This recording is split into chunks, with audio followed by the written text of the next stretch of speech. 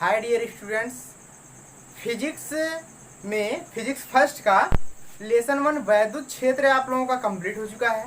उस पर आधारित हम कुछ क्वेश्चंस आप लोगों को सॉल्व करने के लिए दिए हैं, कुछ क्वेश्चन दिए हैं।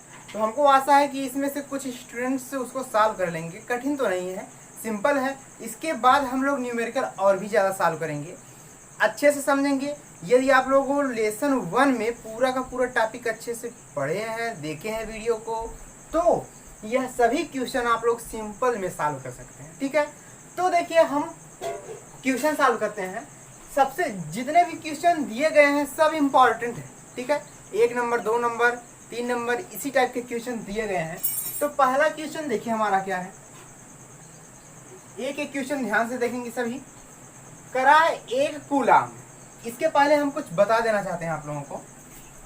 शुरुआत में आप लोगों को बताया गया होगा कि आवेश को Q से डिनोट करते हैं। आवेश को Q से, और आवेश का मात्रक क्या होता है? कूलाम। तो Q बराबर क्या होता है? Ne होता है। N क्या है? इलेक्ट्रॉनों की संख्या, और E क्या है? इलेक्ट्रॉन पर आवेश, और E का मान हमेशा होता है 1.6 × 10⁻⁻19 कूलाम। यह याद रखेंगे। और N क्या है? इलेक्ट्रॉनों की संख्या। ठीक है ना, इलेक्ट्रॉनों की संख्या। तो चलिए देखिए, कहा कि 1 कूलाम। अब बताइए कूलाम किसका मान होता है? Q का ही तो मान होता है। Q का मात्रक ही तो कूलाम होता है। यानी हमारा Q का मान कितना दिया गया है? 1 कूलाम। यानी जहां C रहेगा तहां भी समझेंगे कि वह कूलाम ही है। तो Q का मान 1 कूलाम दिया गया है। तेरा आवेश में कितने इलेक्ट्रॉन होते हैं? कितने इलेक्ट्रॉन मतलब इलेक्ट्रॉनों की संख्या ही तो हमसे पूछा है। 1 कूलाम का मतलब Q का मान 1, और कितने इलेक्ट्रॉन यानी इलेक्ट्रॉनों की संख्या पूछा है। अब इलेक्ट्रॉनों की संख्या को किससे डिनोट करते हैं? N से डिनोट करते हैं। तो हमको N की वैल्यू चाहिए। ठीक है ना, तो क्या करेंगे? फार्मूला लगाएंगे। Q बराबर क्या होता है हमारा? Ne होता है। हमको किसकी वैल्यू चाहिए? N की वैल्यू चाहिए। तो E को हटाया जाए तो Q है, E कहाँ चला आएगा? बटे में, बराबर हमारा बचेगा N। यानी N बराबर Q अपान। तो चलिए देखिए, N बराबर Q बटे E है। अब Q का मान कितना दिया है? 1 कूलाम दिया है, बटे में E। कहीं भी E लिखा होगा तो इलेक्ट्रॉन पर हमेशा चार्ज जितना होता है 1.6 × 10⁻⁻19। ठीक है, यही हम सॉल्व कर लेते हैं तो हमको इलेक्ट्रॉनों की संख्या पता हो जाएगा। देखिए दशमलव है, दशमलव को हटाने के लिए क्या कर सकते हैं? कितने अंक पे दशमलव है?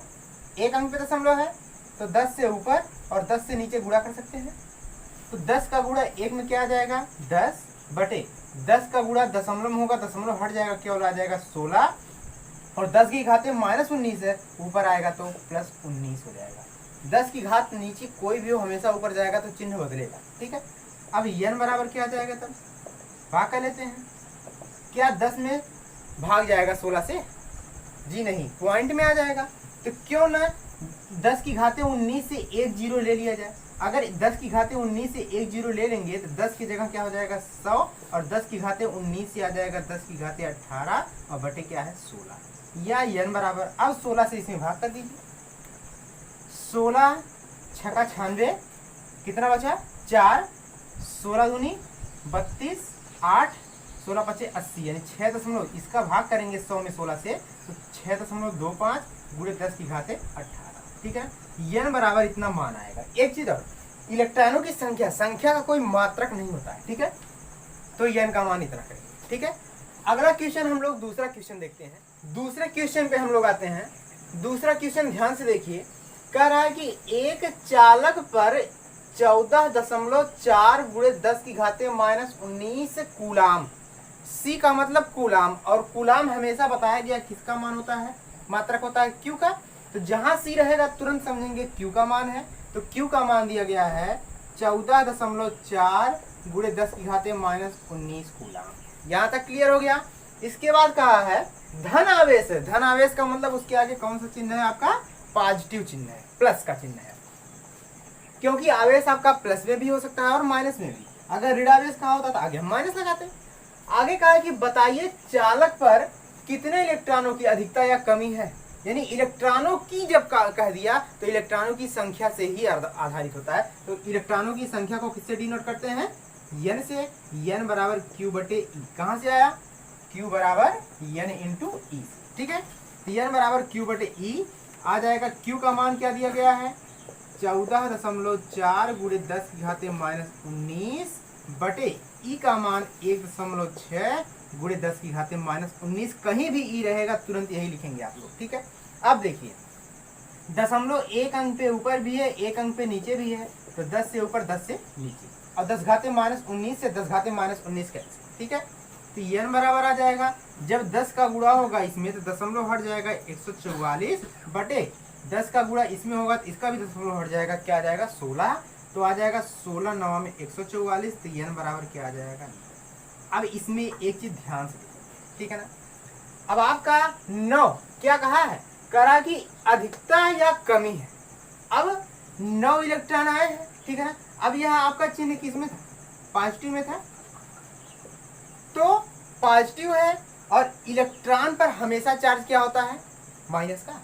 इलेक्ट्रॉन पर चार्ज हमेशा क्या होता है, माइनस का। तो प्लस और माइनस का गुणनफल क्या मिलके आ जाएगा, माइनस। यहाँ पर आ जाएगा आपका माइनस, यानी 9 इलेक्ट्रॉनों की क्या आ जाएगी आपकी कमी। इससे आप लोग नोट करेंगे इलेक्ट्रॉन पर हमेशा चार्ज होता हुआ माइनस होता है, तो प्लस माइनस का गुणा माइनस। अगर यही आवेश का मान माइनस होता तो माइनस माइनस यहाँ पर अधिकता आ जाता, ठीक है। तो यह भी क्वेश्चन हमको आशा है कि समझ में आया होगा। अगले क्वेश्चन पे चलते हैं हम लोग। तीसरे क्वेश्चन पे आते हैं। तीसरे क्वेश्चन में कहा है 15 माइक्रो कूलाम।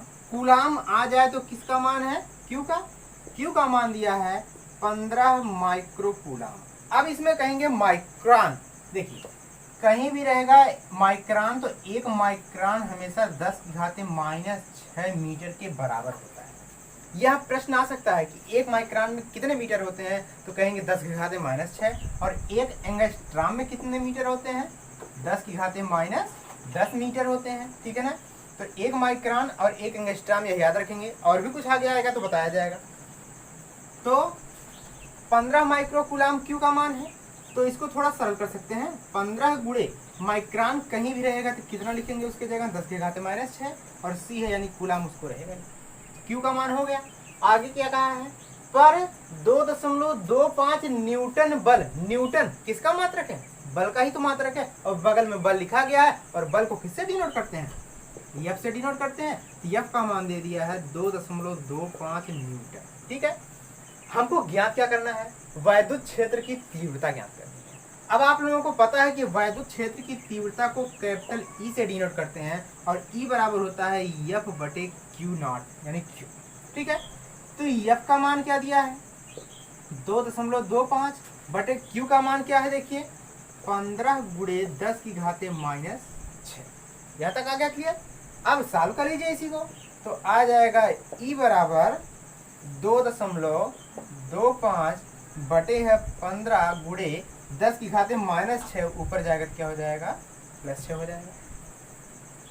सबसे पहले दशमलव हटाया जाए। दशमलव कैसे हटेगा, कितने अंक पे दशमलव है, 2 अंक पे दशमलव है।